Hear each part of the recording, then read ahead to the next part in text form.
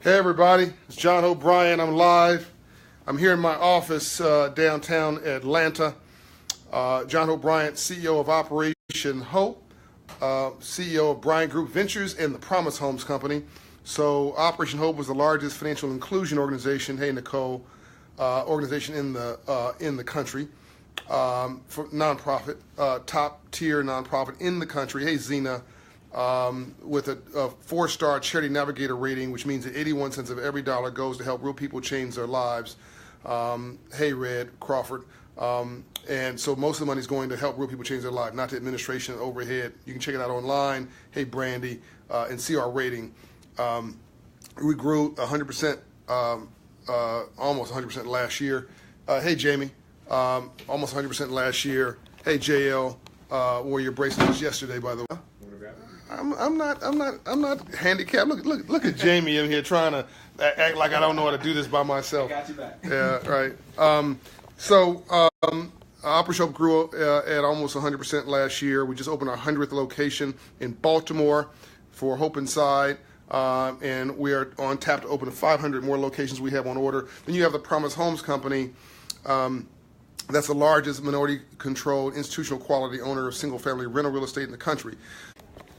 So yeah, you guys notice all the silly stuff on TV always gets clear signals. It's only when you're trying to get somebody some knowledge, stuff gets broadcast, gets interrupted. Hey man, on the regular basis. But we're gonna keep going. We're not gonna give up.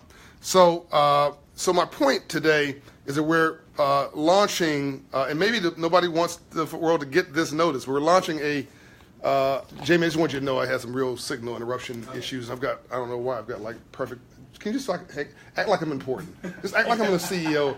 Can you guys tell Jamie to act like I'm the CEO for a minute? Just tell him to sit down here and act like I'm the boss for a minute. He just walked in, waved, and kept on going, right?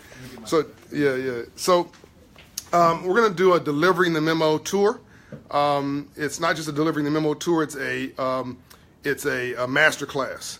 And so somebody just asked if we have a Hope Inside in Detroit. Yes, we do. The Northwest Activity Center is where it's located. We're opening more in Detroit, by the way. Andrew Price is looking forward to tomorrow. So, by the way, part of this tour is starting tomorrow with SunTrust Banks. Me and the CEO, hey, Joyce Baxter, me and the CEO, Bill Rogers, will be live tomorrow on a conversation here in Atlanta. They're shutting down the street on Peachtree. So go to the Facebook page for Operation Hope and or the Memo. In an hour, you'll see all the details of tomorrow. Come out and support the community, support yourself. You can meet me. The book, the Memo, will be on hand. So we're going to launch the Delivering the Memo Masterclass book tour. It's going to be conversations with me and leaders. So it'll be me and Bill Rogers, CEO of SunTrust.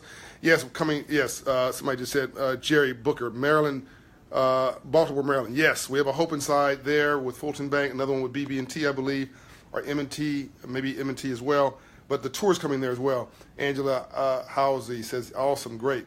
So the tour will kick off tomorrow. Ben Jones says he'll be there tomorrow with me and the CEO of SunTrust, Bill Rogers, one of our big partners, Najuma. Yes, we're coming to Los Angeles with the tour. And then we're going to have me and Chelsea Clinton is November, I think it's 12th, but I'm not sure. You'll see that also on the page for the Memo. That's where the tour schedule will be held, the Memo tour schedule. Me and Chelsea Clinton will be in conversation at the 92 Street Y in New York. Me and Henry Ford III are cooking up something for Detroit, Michigan. I'm going to try to get my man Roland Martin, try and get Ben Jealous in Baltimore. We've gotten my man Brian Jordan, the CEO of First Tennessee Bank in Tennessee. We're doing that together. There's a lot of surprises coming of me in conversation with other leaders around this country for this masterclass tour. We're going to take this book, break it down into its 5 essential rules of your financial and economic liberation, and really drill it into your head and break it into bite-sized pieces and really unpack this in a way that you can embed this. And then at some point, we're going to start certifying trainers, not initially, but before the end of the year, certifying trainers in the masterclass on the Memo. So you can go and start, hey, Delina, you can go start teaching the class yourself in your own community, with your own family, teaching the class, the Memo Masterclass. Get your copy of the book, by the way. It's a bestseller already. #1 in the world on business and management, or budgeting and management, by the way, on Amazon, and one of the top 2,000 books in the world. I have 10 million books that are published. So getting good reviews, go look at the reviews. If you read the book already, put your review in to wherever you bought it. It's also, the CD version is sold out completely, and now there's a digital audio version where I read. So let me tell you what happened about proximity to power today. And I really want to give, again, SunTrust some love. They really started this Hope Inside movement, so I want to thank them for that. So I was with Dr. Ronald Johnson today, CEO of Clark Atlanta University. I don't know if you know this, but Clark Atlanta University was where Dr. King's funeral was held. It's a book available in South Africa. Portia, the book is available on Amazon and online in South Africa. I don't know if it's physically available there, but you definitely can get it online in South Africa. I took the memo on vacation, Audra, Twinley says. Let me know what you thought about it, Audra, once you read it. Zena says, can't wait for, I guess you mean, Zena, the conversation with Chelsea. Please make sure you're there and tell all your friends and your coworkers to come join us. Hey, Daryl Bennett, Pearl, hey. Okay, so sitting with Dr. Johnson at Clark Atlanta University, which is part of the AU Center of Universities, Spelman University, Morehouse, and Clark Atlanta University, the 3 universities for historically black college universities here in Atlanta. And as I was going up to his office this morning, I noticed there were 3 safes. There were 3 safe doors. There was one for Spelman, one for Morehouse, and one for Clark Atlanta. It looked like it had been there for a long time. I asked the question, what's going on? Well, these go back to when John Hope, can't make this up, a guy named John Hope was president of Clark Atlanta University in the 20th century. The guy who, by the way, got Dr. King's father in the Spelman, because Dr. King's father, Daddy King, couldn't get into Spelman because of his grades, but Dr. King's father, Daddy King, walked into Spelman to the office of John Hope, demanded that he, from Stockbridge, Georgia, he be allowed to attend Morehouse, gave such a compelling speech that John Hope let him in, and that changed his life, and then ultimately his son, Dr. Martin Luther King Jr., went to Morehouse as well, and of course the rest is history. So John Hope was president of, at that time, Morehouse, but he wanted to oversee, he also oversee the finances of Clark Atlanta University, and I also kept the money for Spelman. I just gave it away. Kept the money for Spelman. Well, in these doors, these rooms, do you think that, I don't know, priceless artifacts were held of history? No. Do you think that books and curriculum was held? I mean, these are institutions of higher learning. No. By the way, these flags here, all the countries I visited, 100 countries. So make sure you get out of your own way, travel the world, find a new you. What was in these doors? I sort of gave it away if you didn't hear me talking too fast.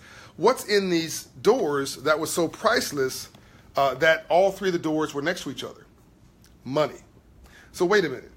Colleges and universities, the president of the college university and the college universities did not have 3 rooms right next to his office filled with historical documents, memos, curriculum documents, textbooks, credentials, business cards, phone numbers for women.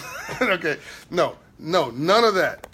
It was the safe where they kept the money for all 3 universities. So he wanted to make sure the most important thing, that the lifeblood of that university was kept close to him, proximity to power. It was the safe for Morehouse, the safe for Clark Atlanta, the safe for Spelman, which was the key to the future and health of these 3 universities. Now, I find it interesting. Nicole says, wow, exactly.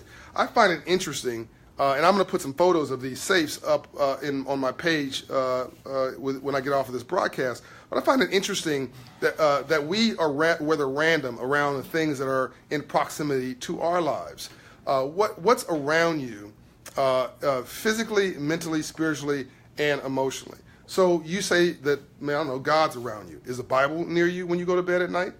You say your family is important to you.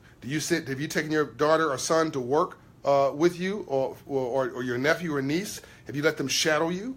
Because they're going to model what they see. Watch how you live your life. It may be the only Bible anybody else reads. I wish I had a mentor like you when I was growing up. Does Daryl Bennett? Thank you, Daryl. Well, I'm e-mentoring you right here, brother. You say that you want to be around successful people, or you want to be successful. But what kind of people are you hanging around? Because as I keep saying, as I put in the book, The Memo, if you hang around 9 broke people, you'll be the 10th. So if you're hanging around a club 4 nights a week, aren't you a little, shouldn't you not be surprised, right, that you're not a top real estate investor? Or is the opposite also true, that our top real estate investors those who actually, as a child, hung around with their father or their mother who was a real estate investor? If you're 5 years old and at the knee of your parents, and your parents are talking about buying, rehab, don't you pick that up? Don't you pick up those traits? Of course you do. You model what you see. So why do kids in our neighborhoods, Kevin says he's buying the book, or the Memo on audio book. I read that book personally, Kevin, just so you know, on the audiobook version. Daryl Hines says it makes sense. So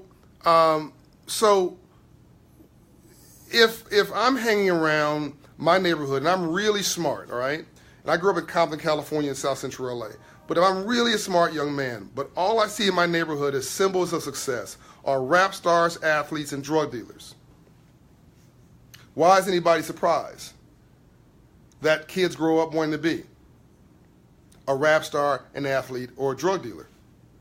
It makes perfect sense. Tell me, give me an amen here. Let me know you know what I'm talking about and you agree with me. You're modeling what you see. You're not dumb and you're not stupid. You are brilliant. You are modeling what you see. So everybody is modeling 10 Hopes. Tennessee Operation Hope says amen. Danielle Paul says amen. You're modeling what you see. And if you grew up in a family where there were a bunch of ladies who were strippers, why? And then they named you Peaches. Okay, why is anybody surprised that you grew up wanting to be a stripper, and guys are throwing cash at you and calling you Peaches? It's not that you're dumb or you're stupid or you're destined to be a failure. No, you have been created in an environment and a culture that you're now modeling. So you need to change. You need to break the cycle. You need to change your proximity in your life. If you want to be more spiritual, you might want to go to church. You want to be smarter, you might want to read a book. What did Chris Rock said? If you want to make sure the robber don't steal nothing in your house, easy. Put your money in a book, because certain folks don't read. He didn't say certain folks. He said something else. But certain folks don't read. You want to make sure the criminal never steals anything from you. Hide your money in a book. Do you know that criminal will never, ever, ever look inside of a book inside of your house? No, and the real tragedy is nobody else in your house may look inside your book either. Okay, so we need to make sure that you're creating the world that you actually want to see. And what's your proximity to power? So if the president of Clark Atlanta University at Morehouse at that time made sure there was a safe for all 3 universities, even the 2 that he didn't directly oversee, within literally 10 yards of his office, then what's in proximity to your life? Like, I always have my phone next to me, and my phone has my ability to check my credit, check my bank account balances. It also has all my business tools on it. I basically run my business from my phone. Most people use their telephone as a social device, a dating device. How do I go to the closest club? Where's the mall at? It's about spending money, not making it. It's about hanging out and being cool and not building a brand worthwhile. But what if you took that little mobile device, the one you're watching this on right now, and decided that was going to be your little mobile computer? That proximity to power is going to only have apps on it that advance your life. What about Evernote, which I use as a mobile depository to file everything in my life? What about Podio, which I use to manage projects in my life? What about Mindly, which is mind mapping, that I use to map out my whole existence. My whole existence is on a mind map. If you've never heard of the phrase mind map, look it up. Go get you a mind map app you like and map out your vision. Why? The Bible says, where there is no vision, the people perish. Where there is no vision, the people perish, right? You have to have a vision, and here's what I do every day. Angela says yes. I go from vision, mission, to strategy, to tactic, to plan, to tactics, to do's against that plan. Angela says she uses a mind map. Great. Then to-dos against the tactics, and then to dones, things I have gotten done. I'm making money through my mobile app, Zena says. Great. And then I do assessment, reevaluation, reimagination, and I reset, and the next day I do the same analysis. I'm going to run that by you again. What is your proximity to your own power base, your own ability to create transformational change in your life? Vision, mission, passion, a plan, a strategy, a plan, then tactics, to-dos, to-dones, assessment, reevaluation, reimagination, and then I reset once I learn those lessons from that day, and then I start up tomorrow with a new software upgrade based on what I learned today. You want to wake up tomorrow smarter than you were today. You don't want to wake up dumber, okay? So all you're doing is smoking weed all day, you're going to become dumber because it's going to just put you to sleep. I'm not telling you not to smoke weed. I'm telling you that if it's your choice, you're going to numb your mind out. Your mind's just not going to be as sharp. And I don't want anybody walking me off the playing field of life. I don't want anybody telling me I'm not going to be successful because they can say, well, we like John Bryant, but we respect John Bryant, but he's a good young man, but he's just not sharp, or he just can't deliver. No one's going to walk me off the playing field because I don't have a proximity to all the tools and knowledge that I need to be successful. You're going to have to say, you're just going to have to discriminate against me, but you're going to be able to do that on any kind of legitimate situation. So here's my challenge for you today: is to look at your life and figure out. Kendrick said I'm going to send that out on an infographic. I don't even know what I just said, Kendrick. You got to write. Tell me what's the quote I just used that you love. I have no idea what I just said. I'm just riffing here. Joyce Baxter, keep it 100. That's right. Angela said, say that. So what is your proximity to success? Who are you hanging around? Who are you dating? Look, I'm not saying don't date the cute girl or the handsome guy. I'm absolutely saying that. Just make sure his credit score is not 300. Make sure he's got a job, okay? But if you got a cute, handsome dude and he's got a 200, 300 credit score and no job, he's sleeping on your couch and you're paying his car note and you're paying his expenses, you probably need to reassess your life choices. I think you're possibly underestimating your own value, and this guy is just playing you, can do nothing for you. Absolutely nothing. I mean, if that's all you want, just, I don't know, I'm not promoting escort services, but I mean, that's really what they are for, because you don't really have any value in this guy beyond his companionship. And the opposite is also true. If the lady can't raise a child, prepare a household, run a business, stand up a professional career in her own life, she can't bring value to you, make you a better person, make you, introduce you to your own heart. Women are emotional creatures. They're closer to God than men because they give life. If she can't do that, she's just cute. You got to question what you're doing. So live your life 8 to 10. 1 to 5 is mediocrity. The Bible suggests be hot or be cold. If you're lukewarm, I'll spat you out. Translation, even God doesn't like mediocrity. 5 to 7 is entertainment. Guys, that's the guy. Guys and women, that's the guy or one you date but you don't marry. Okay? And then 5 to 7 is excellence. Meanwhile, Jamie's sitting there going, why do I have to sit here and listen to this torture? Look, this is Jamie right here. Jamie's like, I didn't sign up for this. It's not the job that I wanted. I signed up for a professional organization that's trying to save the world, and this guy's talking about dating. Okay, all right. All right. And 8 to 10 is excellence. Not black excellence, not white excellence, not Latino excellence, not Asian excellence, not Indian excellence. It's just excellence, right? So you can do bad all by yourself. You hear me? You can do bad all by yourself. Or as Quincy Jones told me one day, the only thing worse than being alone is wishing that you were. Boom, drop the mic. What is your proximity to the things that are important to you? Look around your bed. Look around your house. Look around your office. Look around your car. Look around your friends. Look around your environment. Look around your life. Look around how you're investing your time. And ask yourself, do you have the proper proximity to power, money, wealth, aspiration, and your own success? I've been single for a long time, Marshall said. Well, no, you're not single, Marshall. You're in a relationship with yourself and the man. And if I don't like me, I can't like you. If I don't feel good about me, I'm not going to feel good about you. If I don't respect me, don't expect me to respect you. If I don't love me, I don't have a clue how to love you. Daryl says, make it plain. And here's the big one. If I don't have a purpose in my life, I'm going to make your life a living hell. Because whatever goes around comes around. I'm just saying you can do bad all by yourself. That's all I'm saying. And so if you don't love you, you're going to attract people who don't love themselves. And a loser attracting a loser is really a bad proposition. Or put another way, a taker and a taker is psychotic. A giver and a taker is neurotic. And a giver and a giver is exotic. You want to be a giver with a giver. And when you have that, you have nirvana, you have blessings, you have the ability to transform your own life because 2 + 2 actually equals 4.